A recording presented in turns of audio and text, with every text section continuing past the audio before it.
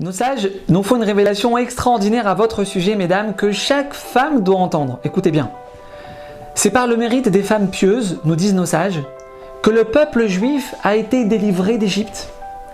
Et c'est par le mérite des femmes pieuses qu'on sera délivré à la fin des temps. Alors, question.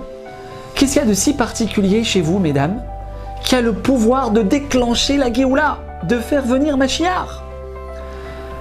Votre tsniout, votre pudeur, mesdames. C'est votre pudeur qui va être le moteur de la délivrance du peuple juif. Je ne sais pas si vous réalisez ce que je suis en train de vous dire. La Géoula, mesdames, elle dépend de vous. Maintenant, il faut prendre conscience de quelque chose de fondamental, une grande différence, mesdames, qu'il y a entre vous et nous, les hommes.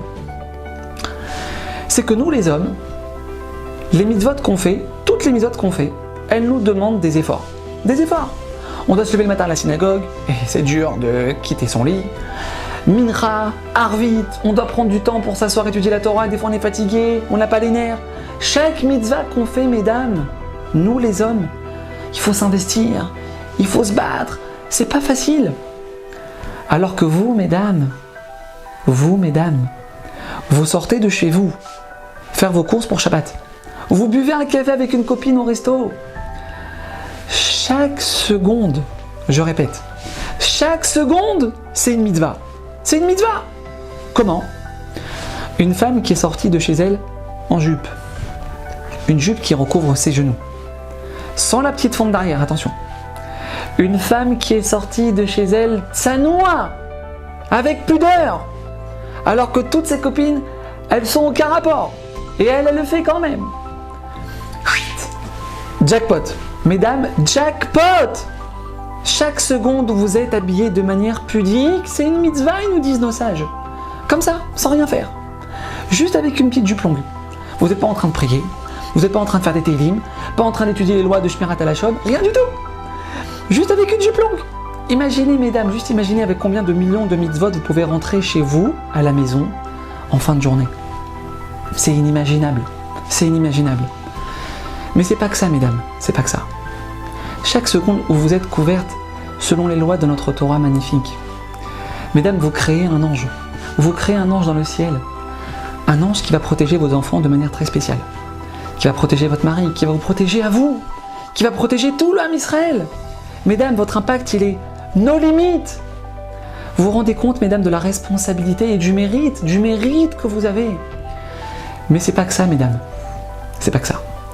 La tsniout, elle fait rentrer la bracha à la maison. Au-delà de toute autre mitzvah. La bracha dans le business de vos maris. Chaque seconde de tsniout. Mesdames, vous sanctifiez le nom de Dieu. Hachem d'en haut, il dit, c'est là, elle est à moi. C'est là, elle est à moi. Elle me représente sur terre, cette fille. Vous sanctifiez le nom de Dieu, mesdames. La mitzvah la plus haute qui soit.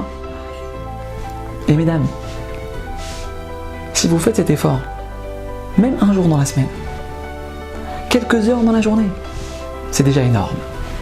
C'est énorme. Et c'est comme ça, mesdames, qu'on commence, pas autrement. Maintenant, il faut savoir, messieurs, que nous, les maris, sachez qu'on a un rôle là-dedans. Lorsque nos femmes, elles font un effort en tsniout, elles se couvrent la tête, elles rallongent un peu la jupe, elles s'habillent un peu moins moulant, elles vont fermer une petite fente qui dérange. On doit les encourager, messieurs. On doit les féliciter. On doit les complimenter.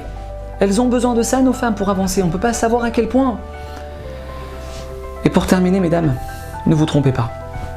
Chacune d'entre vous, chacune, quelle que soit son éducation, quel que soit son vécu, son histoire, elle a le potentiel d'arriver au niveau des grandes femmes de notre peuple. La seule chose que vous devez faire pour y arriver, c'est juste de faire le premier pas. Faire un petit effort. Le vouloir. Réaliser que vous faites quelque chose qui fait trembler les cieux.